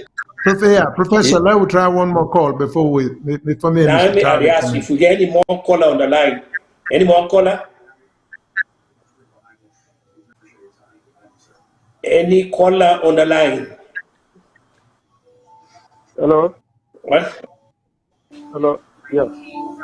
Yeah, Abdul, I come from Maryland. I talk from an educational background as a teacher. The 5 streams that we come up with, they're all good. Because the science and technology, science and languages and literature, social and cultural studies, economics, business and entrepreneurship, mathematics and numeracy, these are all courses we geared towards 21st century job system. But my concern where I get about this system, and I think the Chief Education Officer himself mentioned that people are not going left this old style system where they don't deal with. The main problem where this system get forget, the problem with this system they forget that we not get enough manpower. We not get the requisite teachers with all them qualifications here for them subjects there. Look, for example, we talk about robotics, genetics engineering, creative writing, business writing, or computer engineering. How many of them do we have? Are we training them? Are we attracting them into the school system? Those are the questions I think the Visenge should be asking himself. Then the problem, I think we all get for put on for help government, but the government now then get for take the lead. The main problem with government get that they're not able to attract the best and brightest into the teaching profession.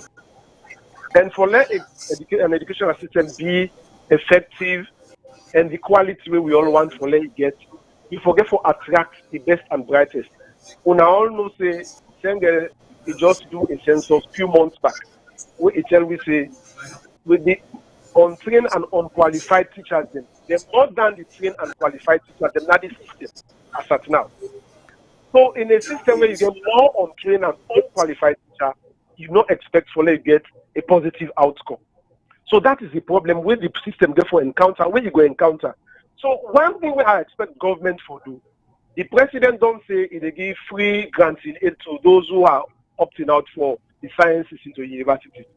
So how for attract them and then they come inside the educational system? One thing way for do. You immediately sign a contract with them that as soon as they finish their studies, therefore come into the school system. But you're not able to attract young graduates into the schools where you then go cancel them for months on end without salary. 8 months, 10 months, 1 year, 2 years, 3 years without salary. But if they begin pay them the end of September, where everything now be automated, they don't digitalize everything. If they begin pay them at the end of September, when they employ them, then you will see the attraction gradually into the system. So even those who are coming into the schools saying, now, I can't wait, then go obviously will stay there for longer than they expect them to stay. So now, one thing that the government get for do that if you want to attract the best and brightest, you want to attract people into the teaching profession, as soon as you employ them September and they begin pay them at once, let their name go to the system. Nobody not want to send the picking go school, you go spend 4 years. When the picking can stay under, non-parents don't want to send the picking go school after 4 years, the picking can stay under their back, now they feed them and take care of them. You want to picking done university, now you for begin take care of himself. Then the problem again, with the other problem, when they get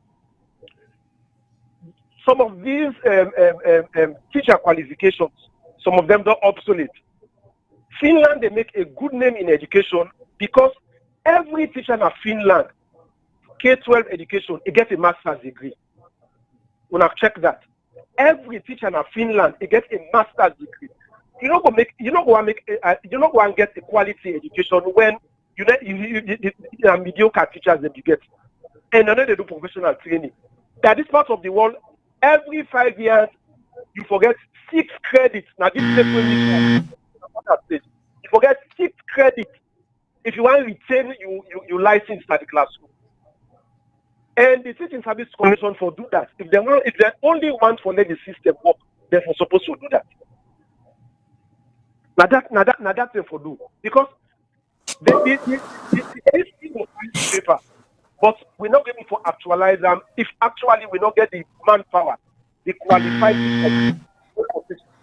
Professor Magna in commission where he said all right, caller, you can hang up and call back, but couldn't keep buzzing.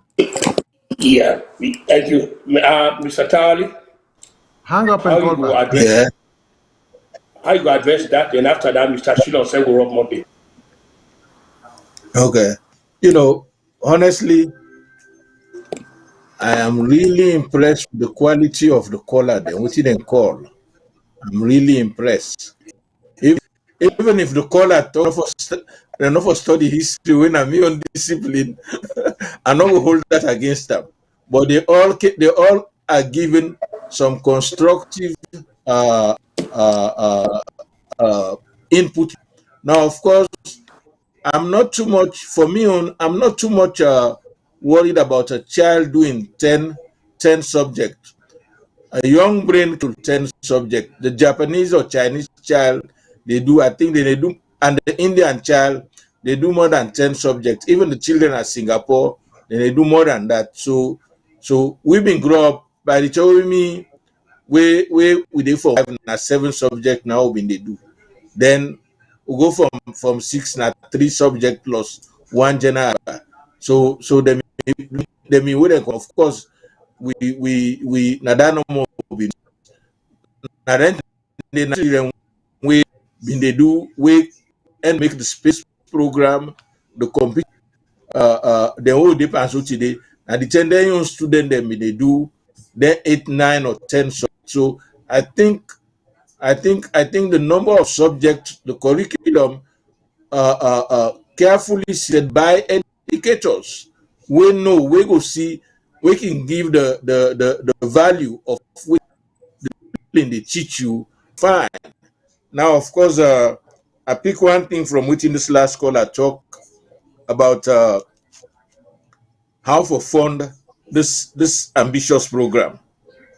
You know, we don't want a free education, no, free quality education, because it's difficult to say free quality education is an absolute success. If you go see some of the schools outside the beginning and this plan, if you go to the upline provinces them, or even inside free choice, see on how the school them dilapidated. There are no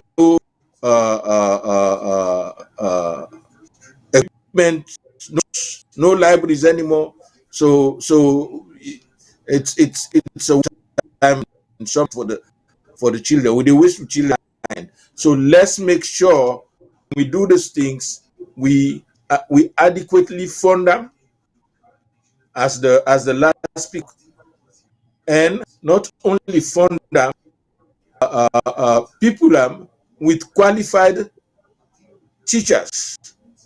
Okay, maybe if you even start even if TC7 no more and get well, let me say this now TC where class 1 in the teach probably the class 1 you don't need a bachelor's class 1. You need more the basic fundamentals the way you will be saying we don't teach you now a teacher training college. So now that you will need, and again not because you be say engineer then be a teacher. Then get for teacher, you get for know how for knowledge. Now that being trained as a teacher, that it they do. So now we try to get those people well trained and on time. That's where the money spent. Any reason why teachers go now and not they and no you get paid. One, they all labor under penny salaries, and two, and no you pay them. Come on, let's do better. I yield. Muted. Muted? Okay, now, You hear me now? Yeah. Yeah. So what you go add to that, Mr. Shilon? Oh, okay. As a follow-up to what Mr. Tarawali just said, I share in view about the callers them coming up with some sound ideas, particularly this gentleman we call the last caller. He's called many times before, always comes up with sound ideas. And in fact, these are some of the minds for the look for the scout around for. Way we they try for come up with policy. Because I remember this gentleman one time talk about updating the curriculum that has not taken place in a long time. So this is a very experienced person who was once in the school system in Sierra Leone. And I would not be surprised if he has a degree in education or something. But some of the things that we say now, where I may differ, and it may be generational, and I admire the fact that in Finland, where you suggest, because that's one good suggestion. This is not the idea. You could look at other successes, where you say everybody can forget a master's degree, where they're in the teaching field. But one thing we add to that, where Mr. Tarawali does suggest about the professions, as we know it now, he said even the teachers there in Finland get 6 hours of continuing education. They get for stay current, they get for learn stuff. Now, Salone are one of the few countries where you learn book one time, that's it, you don't learn all the book till you die. But it's rubbish. It's not practical. I mean, in fact, it's selfish. Because we know, say, practically, it's not correct. So when you get the qualification, be you a doctor, lawyer, accountant, nurse, or teacher, you not do any continuing education, all you would do now for give stale information, stale services, professional services, because we know say medical science improve all the time. The practical aspect of which we need people to be trained. We know say the law evolves. So the law all the time, they change or they modernize. You get people and we go figure things out where they come up with theories of the law that nobody even once thought about, you know? So where you just say people that you encourage society for be lazy, not for continue for updates their knowledge. So he talk about that system there. But like Mr. Tarawali say, naturally, we came cut and fit, now like tailoring. You know, if you don't learn tailoring, everybody know they wear the same size. So waiting go fit Mr. Kutubo, no go fit me. Waiting fit me, no go look, no go fit him. But the tailor get the skill for so for we all. So now the same thing. If we learn the basic. So for example, in me on days, in Mr. Kutubo in days, in Mr. Tarawali in days, you know, we know say we get what you call trained teachers. There were training colleges, teachers training colleges. You know, Bunubu College, Catholic Teachers Training College, Milton Magai's Training College. People were being taught the skill of delivering educational materials and knowledge to students. It was a technique, it's a skill all by itself. It was not, in fact, we begin to destroy the system where people then go Jalawa, then go Frabe, you study whatever, then can't give you teaching job. But it's a skill set that you need because you can become, we back home, we'll call them first class honors. Now we'll call them summa cum laude. You can graduate from college with all of that and still cannot impart knowledge to other people. Your smartness is just good for yourself. Whereas there are people who will not get summa cum laude, but can know how to deliver knowledge to others. You see? So we'll get that system there in place. We'll get teachers training colleges. Most of we teachers, they will teach you in elementary school. Now TC them they get. Then secondary school, Some of who teach, I just happened to be fortunate to go to one of the best secondary schools in the country that people may not know about. But I taught half of my teachers then became master's degree because they were Pakistanis in the sciences, in history, you know. But not too many people went to high schools in Sierra Leone during my own time, where the schools had master's degree holders, you know. But we get still, nonetheless, we get competent, well-trained teachers then with ATC, Advanced Teacher Certificate, with TC, and these people were masterpiece. They knew their subjects and they taught well, and education was good. Whether you're not drop out, Seth, if you don't go secondary school, you were good enough to comprehend and write fairly constructive English as well as ideas. Okay, what I would have liked to see in our system is creativity. Our system not geared towards training the creative mind. Not to everybody go make straight A's. You know, not to everybody, but the C student can become a far more creative person than the guy where now they make all the A's. So you have to make room for that. So my thing is, like Mr. Tarawali suggests again, that's why we need to put a pilot program in place. A pilot program that's something like testing, where you do in a segment of society for see if it is workable. And I make with all the praise where I may want to forgive President Bill about the free education. Like I said, I want person will not go condemn him for say, oh, the system not work well. At least he's tried, he implements something. But if it became more taught, it would have been even better run and better implemented than it is. But because it was a political promise, but free education, we're not for the use and lightly. But so for learn from that, I always tell people when they say, oh, the system not work well, I say, well, yeah, at least it started something. So let we suggest ways how the system will work better. Because that's the only way. But if we condemn somebody, we implement something instead of we come up with ideas how to improve the thing, we're not going to prosper as a society. So politics not going to have to do with this. It was a great idea, and I think the country needed it. So we need pilot program. If the government is thinking about Senge in ideas, is way much younger than people like me.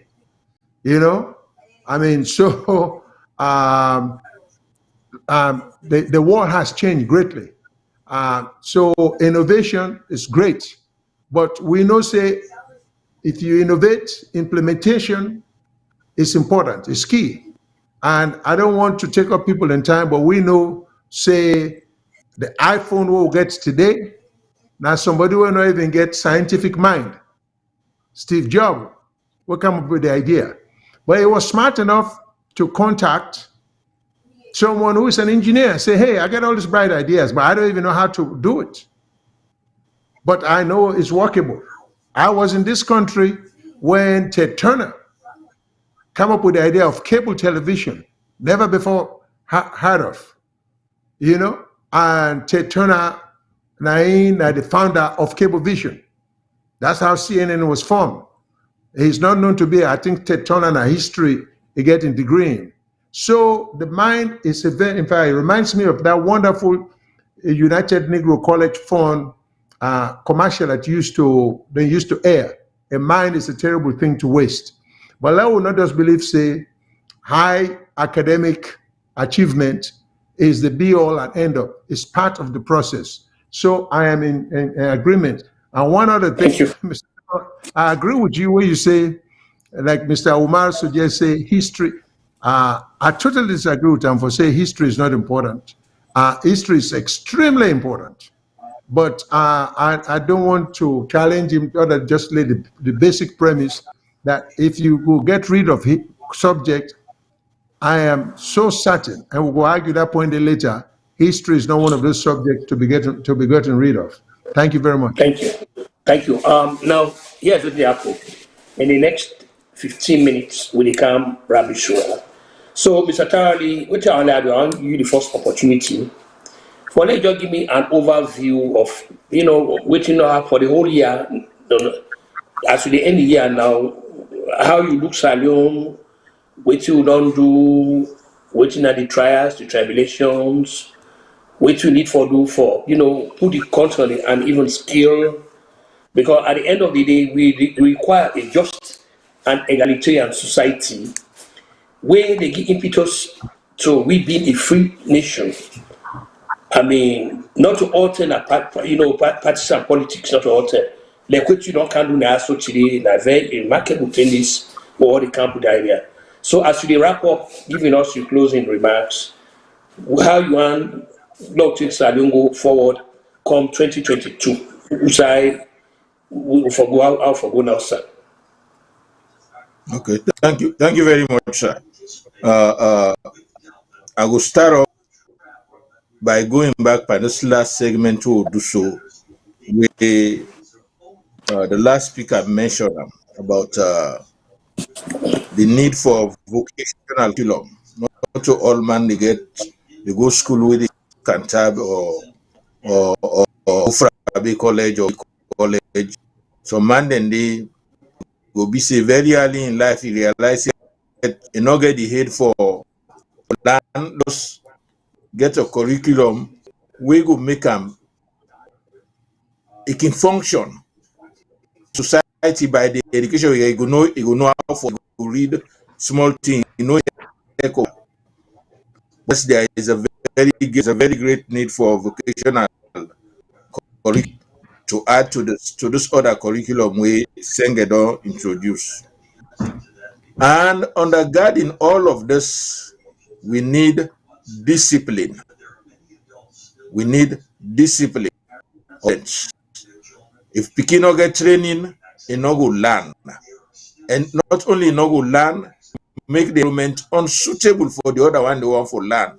So we need discipline in the schools and probably in our society. So then our society, we need discipline. Discipline not is the exercise of police power. AIG call you, say can't talk to me, for can't talk, can CID, then they use them for suppress them. He call you Friday because they talk to you, then they come go pray and no again. So that's it. She don't it's not on for the day for the whole weekend for something we not do nothing. Even it can't be long. No, that kind of discipline they the brute use of police power, not to that we talk about. We need a society with discipline for follow the rules. Follow rules. The reason why your traffic problem in a Salone is because when a driver not follow rules. Believe me, the rules, there will be traffic problem. There are more cars in America than you have in Salone, but you know they see Udip and traffic block all the time. It's because we have rules of the road that you follow. Okay, if you're coming from me right to join the road, you get for yield. I get me driver we can drive me. You side for it then a roundabout. In on the inside the roundabout. When in they go, now you then a roundabout when they be now for yield for driver who they try for enter. No good traffic would tell I say no. As soon as the chicken I say yes, I say no that. Yeah, we have to be disciplined enough to follow rules. The rules have to be, and we have to have honest enforcers. Honest enforcement is building up of a police force which be that good for its purpose. We have that today. There are, the challenges, yes, but I saw a session on the other day. I think they had some samurai in court. When they done, the people they way been go, the spectators of them, we been they begin making now. They work na the side street, and they sing. They go na APC party office. Then fire tear gas pan there. I see the name. Believe me, see the procession. It was fine. Something and they got to be humane understanding of a first lawyer. Yes, you need a permit for possession, but some the way, if they don't have it, they proceed lawfully, not blocking, just going. Don't make no privy case out of that. That's the problem.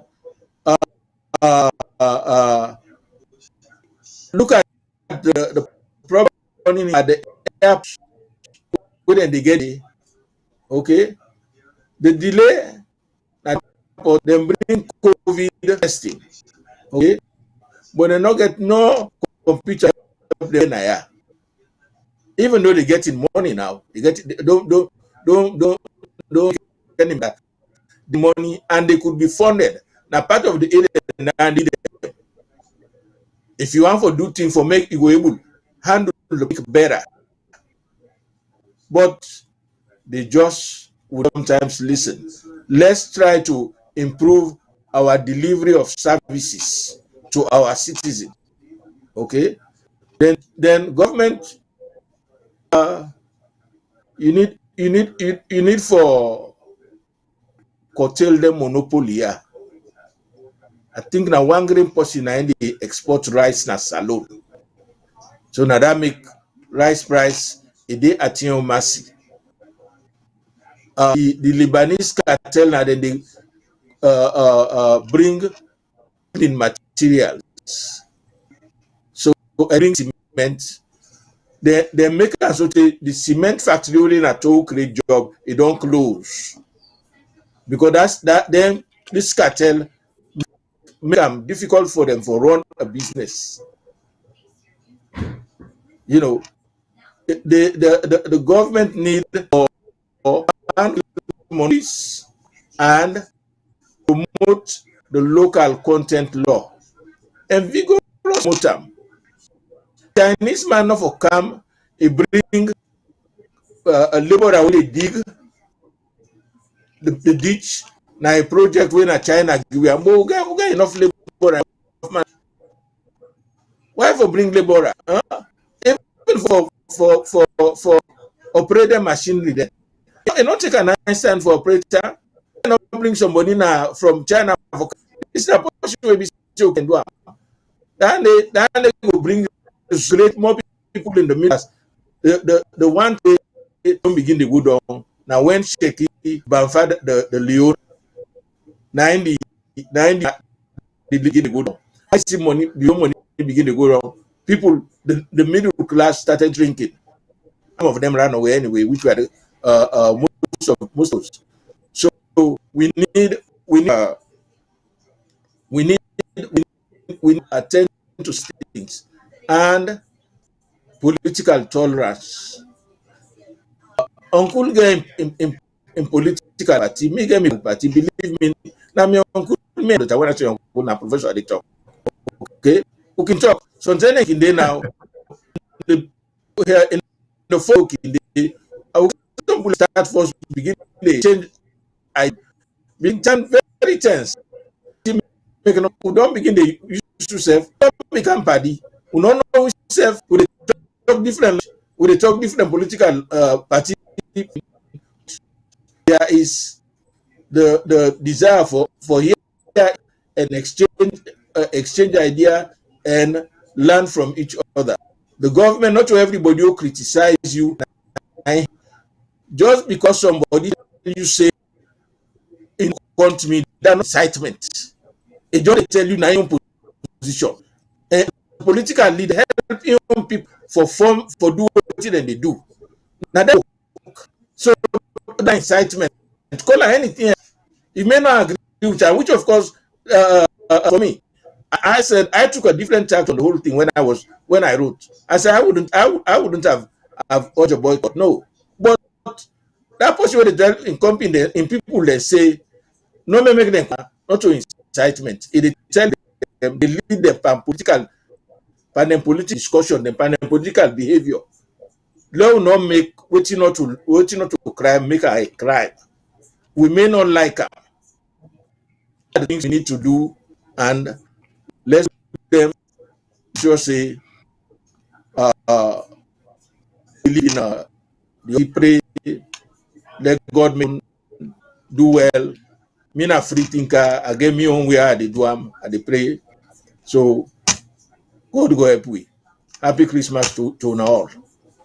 Thank you so much, Mr. Tarawali, for we take your time for being here today. We really take it. Of course, one time we go bring you for let you help we distinguish a lawyer and Mr.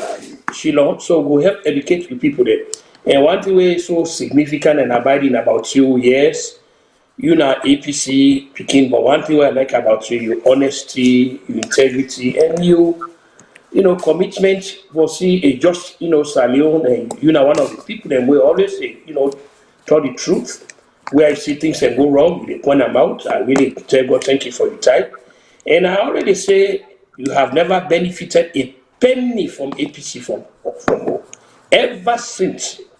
Even though you're not a strong member of APC, but not a day anybody could say, we don't give Mr. Tarawali a dime today. Now you educate yourself now. You don't work now. And if you want a job, if you don't need Salone, long time. Get a very superb job. But still, that don't mean say you not give up the party. And so people like now will continue for look to now as we young people there for direct yes, why should I believe in the party, but I believe also in the country. And like this advice we don't give so now good advice is very good advice. Criticizing you not mean say I hate you, then thing it's just that perhaps they do things. So by God power next year back we will bring you out, we bring you for lady we had a column with one of the experts in there for help with Big Daddy now, Mr. Shilon. So, Mr. Shilon, wrap up now because we can't close the program. Give you final look at this. Why should they also acknowledge, great lawyer and friend we can help you now today? Thank you very much, Professor. Well, as usual, Mr. Tarawali knows how much trust, intellect, professionally, socially, and we've known each other for quite a while. And he always can make meaningful contribution. That's what I like about him. And there is many ways he could have just simply decided, say, I'm for camp join. But is it true? You see, you test the measure of a person, now how willing that person is willing to express the uncomfortable truth or ideas, even if it means certain people are not pleased. So like I always say about this show, this is not a show for criticize. This is a show that helps with ideas. Where they encourage people and for call and make suggestions, So my profound thanks. I don't know how much to thank Mr. Tarawali for participating, for being present whenever we need them. So I thank you very, very much, and I wish you best compliments of the season. And I hope we'll see each other next year. I'm sure we could talk some more between now and year's end. So thank you very much, Mr. Tarawali. Me on Lily comment again. I can like for just supplement some of the things that Mr. Tarawali say. Talk about discipline, which every society needs. You see, these are some of the things we are saying that the politicians no more would focus on, because we as a people we are very much lacking in discipline, and you can tell from the example we give in terms of the driving pattern and activities in the country, where the post way for stop, the one who did the dominant road 9. So all under they affect society. But discipline also extend in schools, because if you want picking them for learn. But again, we talk about educational process, so I don't want to prolong this idea. There are certain disciplines, for example, because discipline not for the a mix up with corporal punishment or punishment period. Say when you be speaking not to discipline and a different thing. So, but we therefore implement rules, regulation, compliance in school, in society. They talk about Mr. Tarawali, talk about the police. In fact, they get a misnomer back home. Then say the CID don't invite you. But aren't we mixing up the English language? I know it's not to we all, not to we language. But if you invite somebody, the person get the option for calm or not for calm. You know? So if you invite me at the CID, if I refuse for calm, doesn't it follow that you may be arrested? So when you invite me and I want for calm, the law allow you for arrest me because I know I reject your invitation, or should I have the privilege of just politely saying, thank you, Mr. Inspector General, or thank you, Mr. AIG, but I go respectfully decline your invitation, and that be it. So if not to invite when I invite the person, then use the right word. You know, say it's been ordered. You know, and again, in most civilized society, the police not the order anybody for calm at the police station because the police don't forget that power day. You know, when the police stop you, it gets certain requests it can make. Make I see your driver's license. Do you mind stepping out of the car? Make I see the registration of this vehicle. You know, not to order. But one would use them in the legal sense. Police not for even get the ability for order people. Recently, we heard for say the Inspector General on his own just prohibits the possession of a pepper spray.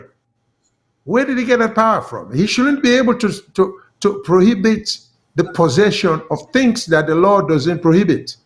So we have to be careful what would they allow all and therefore the police chief now beginning to think he is the law or a law all by himself. I go make them arrest anybody who will get pepper spray. Says who? What law is broken?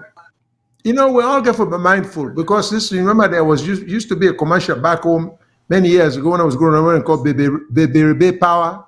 So now the AG just get Baby Power. So it just thinks say, in on the own, something where Parliament safe cannot do single-handedly without majority vote. The police chief just say, if you possess this, well, what's going to stop him from say, if anybody wear black suits, I go arrest them. From now on, I don't want anybody for wearing any suits with black. You see, this is not the danger they hold. You know, this is why, like Mr. Tarawali say again, the rule of law matters. Not to get out of hand. Oh, talk of corruption, we see, oh, the president is and yeah, but look, all the bottom activities then. So these are some of the things we talk about. The due process is important. Then they use the phrase very loosely back home, but people don't really grasp the concept of due process.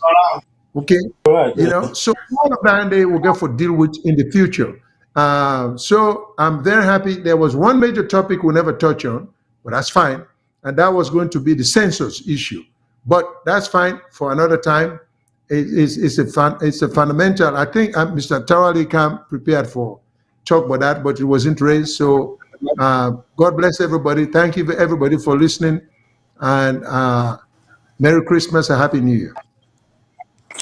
Thank you very much. Again, once more, we distinguished attorney Mr. Tarawali, may of course be on regular, you know, and my co-host NTNA. And by God power, we will come back next year, hopefully the 9th of January. But in the meantime, like Mr. Shion be told now, would put certain things in the way could they stand in we young place, where in Latin they call it in local parentis. So now that would be for represent we was not for the next 2 years and 2 weeks or no would they away. That's on our thinking. We wish you now. And our family members say pleasant Christmas, and God will make this wala, this super corona with the pass. It will jump we, and also with brothers and sisters, and when they home, we don't go for meet with their loved ones, and let God protect them, let them come back between us. So until then, you guys should get a very pleasant and night, and again, safe holiday. Thank you all.